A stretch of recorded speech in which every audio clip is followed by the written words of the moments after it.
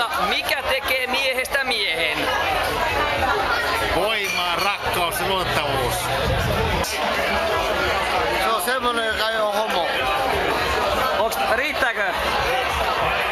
Se on niinku juuri semmonen niinku minä. Eli millainen on Frederik?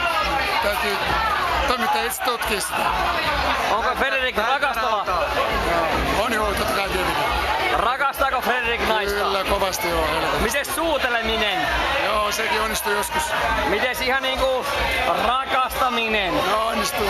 Kaikki onnistuu.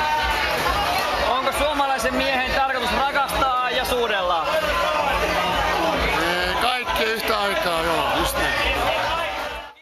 Millainen Se on suomalainen just mies? tällainen. Mies saa naista oikeasti pillua. Tällainen. Just tällainen. Eli millainen? Just tämmönen mies. Onko iso muna, onko? Se pitää olla puoliksi venäläinen ehdottomasti. Oho. Täysin suomalaiset juntit ei kelpaa. Pitääkö olla iso muna? Hyvä ja kova muna. Se on täysin